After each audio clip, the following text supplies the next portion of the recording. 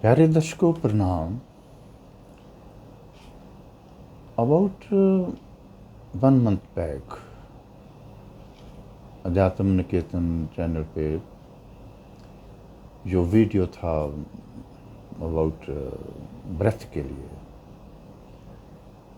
कि ब्रेथ ही actual God है, श्वास ही परमात्मा है। आज उसी को ही थोड़ा सा आगे लेकर चलेंगे, क्योंकि हम जिस वर्ल्ड में ऑब्जेक्टिव वर्ल्ड में ज़िंदगी व्यतीत कर रहे हैं, जो मटीरियल वर्ल्ड में हम जो सारे का सारा जीवन व्यतीत कर रहे हैं, आप देखते हैं कि हर प्रकार का मीडिया, सोशल मीडिया है, इलेक्ट्रॉनिक मीडिया है एंड प्रिंट मीडिया है, उसमें इतनी नेगेटिविटी है, इतनी नेगेटिव बातें होती हैं, इतने नेगेटिव प्रोग्राम आते हैं कि मनुष्य सोचता है कि भाई ये जो दूसरे बारे में मैं क्या सोचूंगा, मैं भी ये मीडिया देखता हूँ और ठीक है, कुछ रूटीन में विपස්සना का या ताओ प्राण साधना का के अभ्यास का एक समय है रूटीन में, रूटीन में तो चलता ही है, लेकिन फिर भी मेरे जैसे व्यक्ति की एक एफर्ट होती है कि कैसे इस श्वास को ऐसे जीवन का हिस्सा तो है ही है, वो तो प्राण तो हमारा जो प्राण है उसका आधार तो जो श्वास ही है। डे टू डे लाइफ में इस श्वास को कैसे याद किया जाए, क्योंकि हम बोलते हैं कि श्वास ही परमात्मा है। तो अगर परमात्मा को 24 आवर अपनी याददाश्त में रखना है तो श्वास पे कंसंट्रेशन रहनी बहुत ज़रूरी है। रूटीन में जो है साधना के वक्त वो तो ठीक है, लेकिन जब हम इस संसार में इन्वॉल्व हो जाते हैं, डे टू डे लाइफ में इन्वॉल्व हो जाते हैं, तमाम जो हमारे सराउंडिंग में जो मीडिया है उसमें इन्वॉल्व हो जाते हैं, तो श्वास से उसकी याद की, उसकी रिमेम्बरेंस की कड़ी टूट जाती है।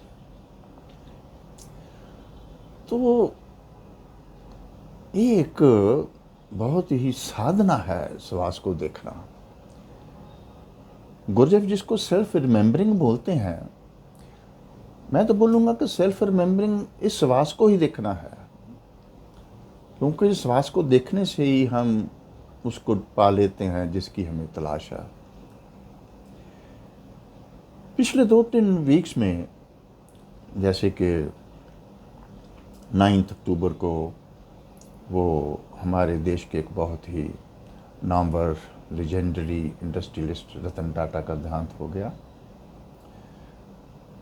तो वैसे तो बहुत सालों से हम उनको देखते आ रहे हैं, तो उनके जो एंसेस्टर थे JRD टाटा, दोराबजी टाटा, जमशेदजी टाटा, जिनके नाम पर जमशेद नगर भी बसाया गया है, जब उनकी कंट्रीब्यूशन पर निगाह मारते हैं कि ऐसे लोग भी इस समाज में हैं जो समाज की बेहतरी के लिए अपना तन मन धन और भी जो शक्ति है, जो एक्स्ट्रा पावर है, वो भी समाज के लिए लगा देते हैं। तो दर्शकों, मेरे को याद आया कि हम लोग, मेरे जैसे लोग भी कैसे मूर्ख बन जाते हैं, कैसे इडियोसी का शिकार हो जाते हैं। बचपन की कंडीशन के बाद जब स्कूल में थे तो घर में बाल संदेश एंड प्रीत लड़ी मैगजीन आया करता था। उससे आगे चलकर ये जो मार्क्सिज्म की बुनियाद है वो रखी गई। जवानी में कॉलेज में आए, स्कूल में थे, तो देश पर यादगार हाल, वहाँ से संबंधित एक युवक के अंदर बात तो करते थे रेवोल्यूशनरी की, गदरी बाबों की, देश के लिए जान कुर्बान करने वाले लोगों की, लेकिन पढ़ाई थी वो मार्क्सिज्म की। मेरे को याद है कि वो 60 का जो दहाका था, 50-60s का दहाका, 70 में जाके कुछ कम हो गया। 60 के दहाके में इतना बोलबाला था मार्क्सिज्म का कि लगता था कि यही है सब कुछ।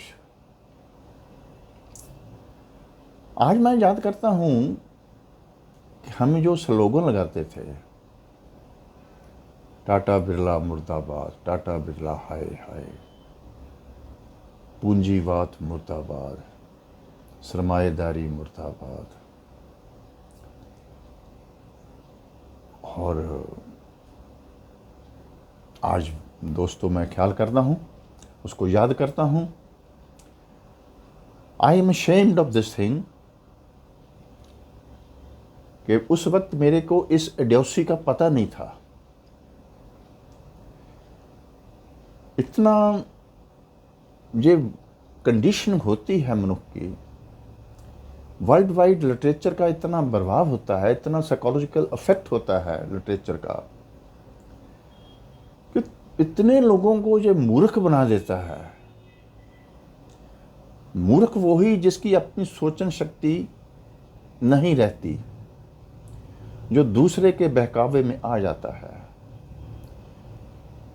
हमें जो स्कूल में, कॉलेज में जो मार्क्सिस्ट बाबे स्कूलिंग किया करते थे, हम सोचते कि भाई ये तो बहुत इंटेलिजेंट हैं, इनको तो बहुत नॉलेज है, कैसे इनकलाब आता है, कैसे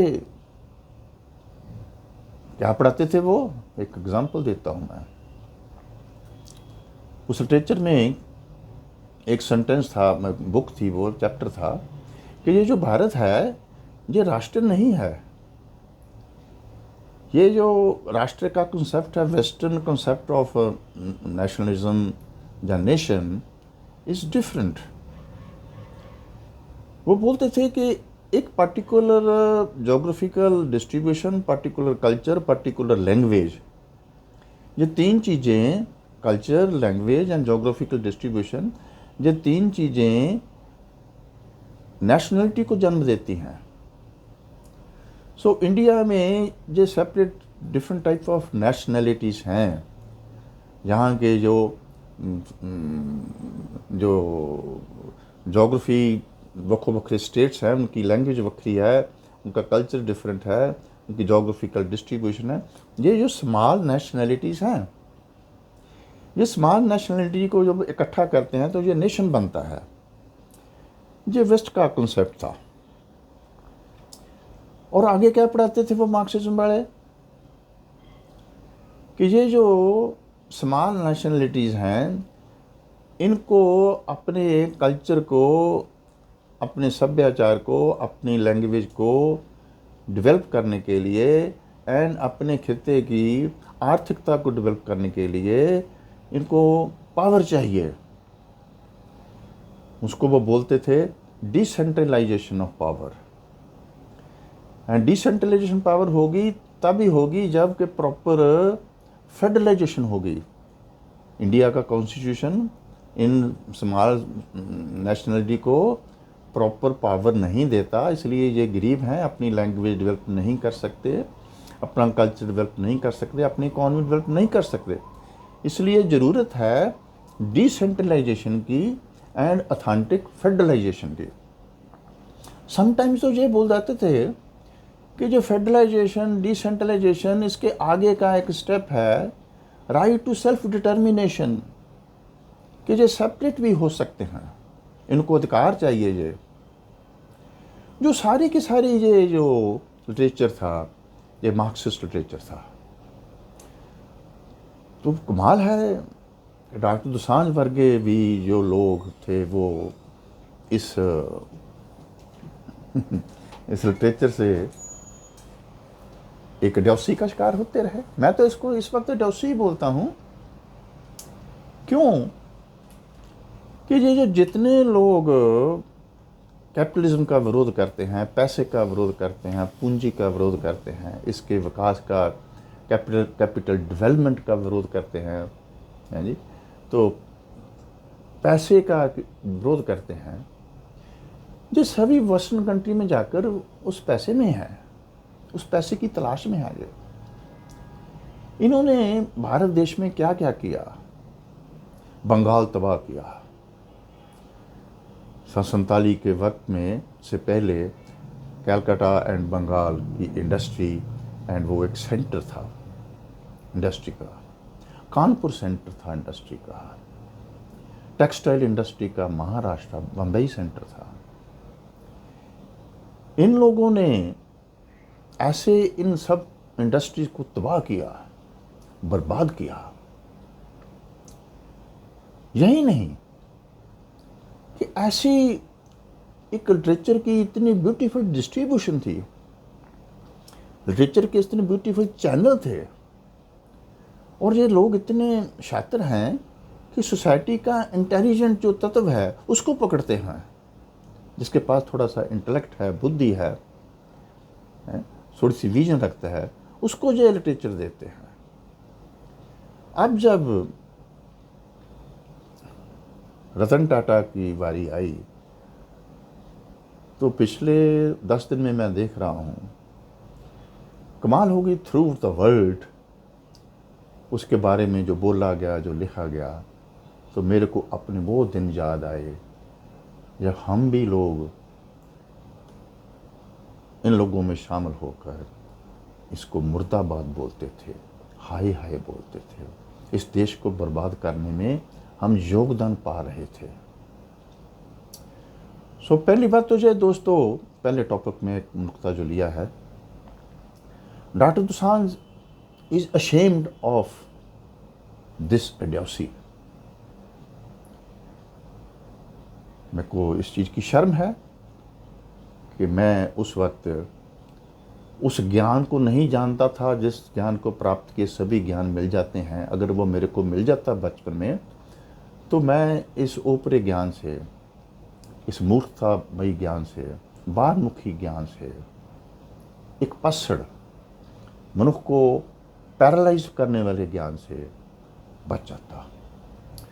सो frankly speaking, I am ashamed of this my old idiocy.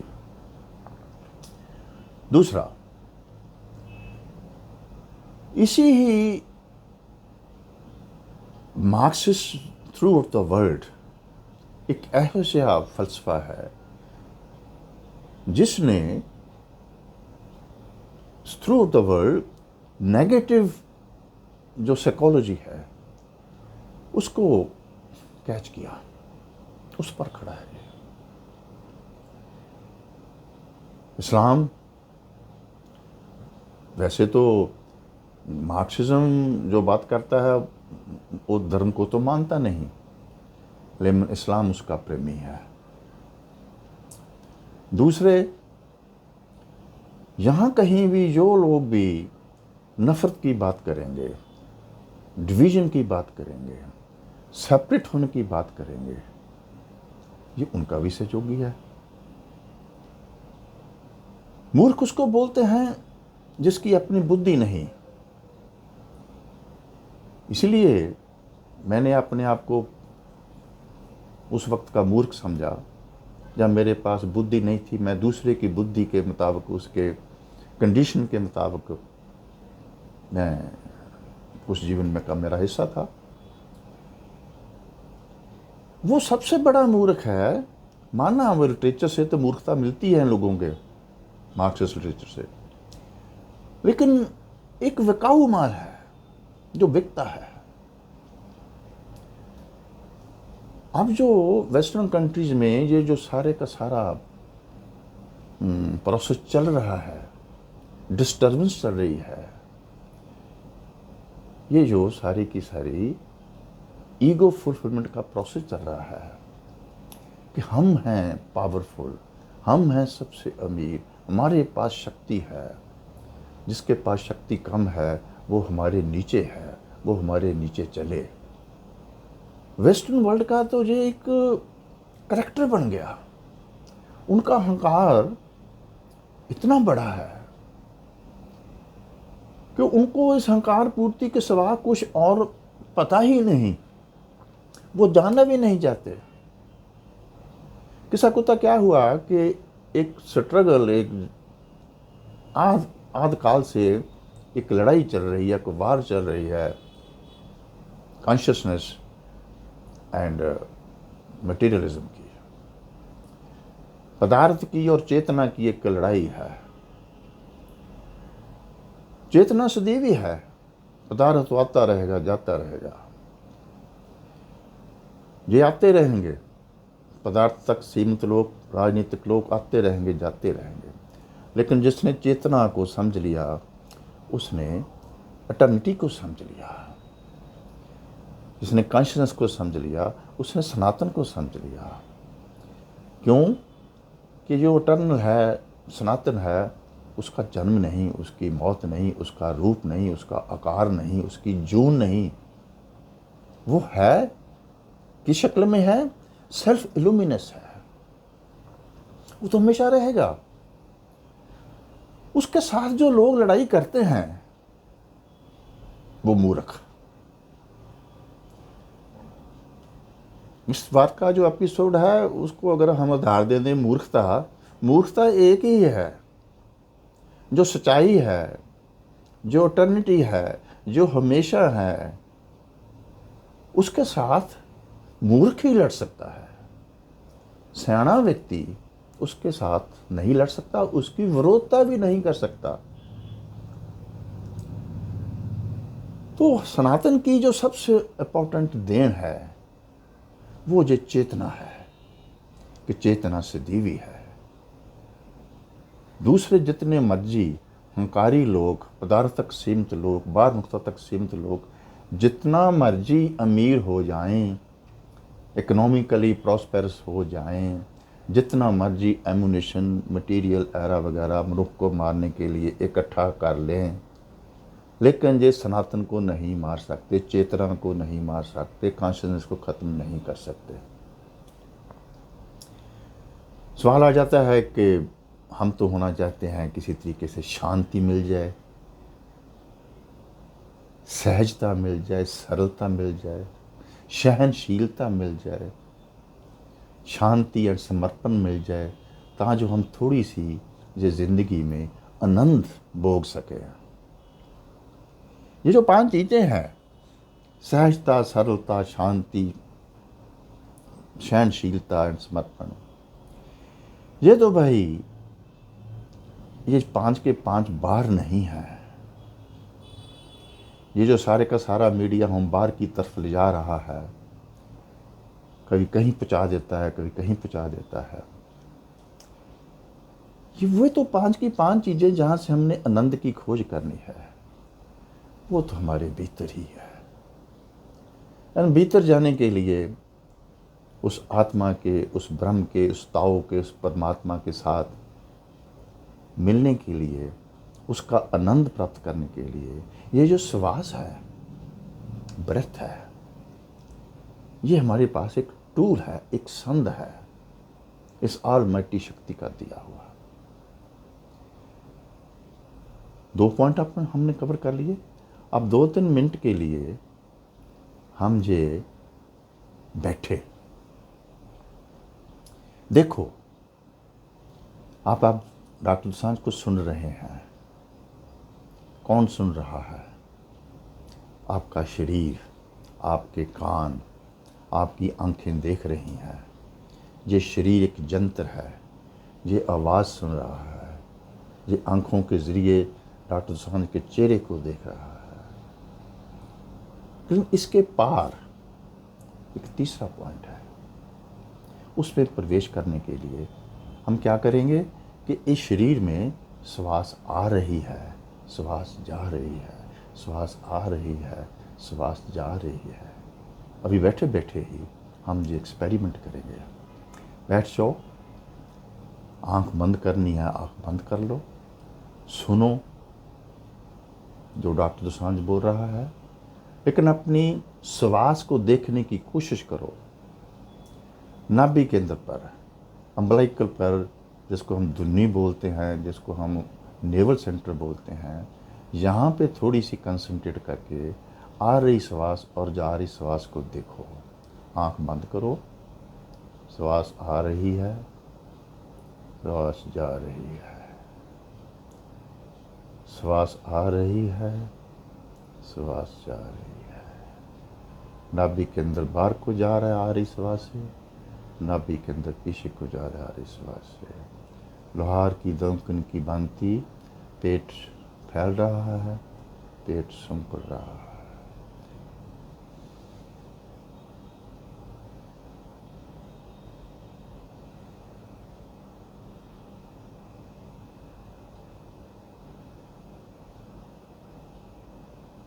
श्वास आ रही है, पेट फैल रहा है, नाभि के अंदर संकुल रहा है। श्वास जा रही है, इन नेचुरल वे आ रही है, जा रही है। कुछ नहीं करना आपने, कोई जोर नहीं लगाना, वो तो आ रही है, उसकी हैपनिंग हो रही है, सिर्फ उसको देखना है। आ रही है, जा रही है, श्वास आ रही है, श्वास जा रही है।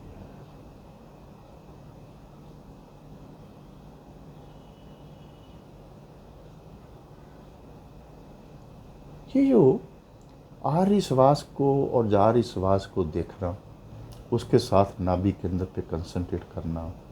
आ रही श्वास से नाभि के अंदर फैल रहा है, जा रही श्वास से नाभि के अंदर सिकुड़ रहा है। आप श्वास में प्रवेश कर जाएंगे। पहले एपिसोड में मैंने बोला था, ये जो श्वास है ये हनुमान का, भगवान हनुमान का वाहन है। हनुमान भगवान राम की शक्ति है।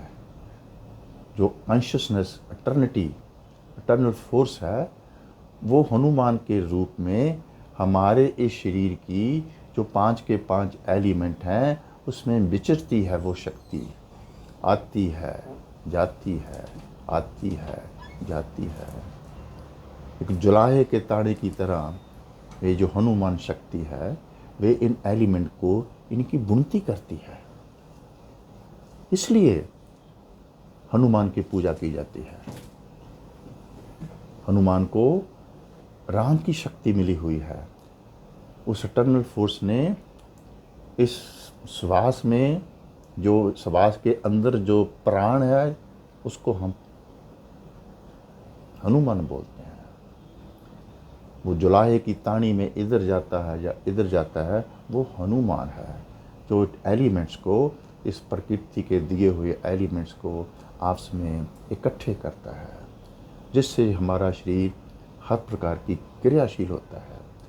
उसमें ये जो इलेक्ट्रॉन, प्रोटॉन, न्यूट्रॉन, रज, तम, सत, ये सारे के सारे के जो प्रकृति में काम करते हैं, उसकी संचालक शक्ति हनुमान है। वो प्राण है। जब आप इस प्राण को देखोगे, इस श्वास आ रही श्वास और जा रही श्वास को देखोगे, तो हनुमान को पालोगे। हनुमान चालीसा जो हम पढ़ते हैं, अगर उसको प्रैक्टिकली आप अपने जीवन में पाना चाहते हैं, तो ये जो मैं बोल रहा हूँ, ताओ प्राण साधना, नाभि के अंदर पे बैठ के आ रही श्वास और जा रही श्वास को देखना, आ रही श्वास और जा रही श्वास हनुमान ही है। वो जो उसमें प्राण है श्वास में, वो हनुमान ही है। वो आपके सारे कार्य पूरे कर देगा। हनुमान ही, उसको दुख भंजन भी बोल देते हैं, कि सारे जीवन के सारे दुख खत्म कर देता है। श्वास में इतनी शक्ति है। सो मेरे दोस्तों, ये छोटा सा वीडियो समझने की कोशिश करो। जो कुछ मर्जी होता रहे बाहर, जब भी टाइम मिले, श्वास देखने से ना चूकना। श्वास पर बैठ जाना। कुछ भी हो जाए, कोई नहीं, नींद आ जाएगी, आनंद से नींद आता, कोई बात नहीं। जितना समय आपका है उसको श्वास देखने पर लगा लो। बस में सफ़र कर रहे हो, क्लिनिक पे बैठे हो, कहीं भी बैठे हो, ऑफिस में बैठे हो, काम नहीं है, आंख बंद करो और श्वास देखने की प्रक्रिया शुरू कर दो। जितनी श्वासों की पूंजी आप इकट्ठी कर लोगे, उतना ही आप गलत काम से बच जाओगे, पाप से बच जाओगे। तो उम्मीद है इस श्वास की 2-4 मिनट की जो हमने प्रक्रिया की है, इसको इन प्रैक्टिस आप लाओगे, एंड डेफिनेटली कुछ ना कुछ आनंद, कुछ शांति, कुछ सहजता, कुछ सरलता जरूर मिलेगा। आज इतना ही। अगर आपको जो ठीक लगे तो इसको शेयर करो, लोगों तक पहुंचाओ, इसकी ज़रूरत है। आज सोशल मीडिया में जो इतना बंडी प्रचार हो रहा है, एक दूसरे के खिलाफ गाली गलौज हो रहा है, लड़ाई पड़ाई हो रही है, उसको मत देखो।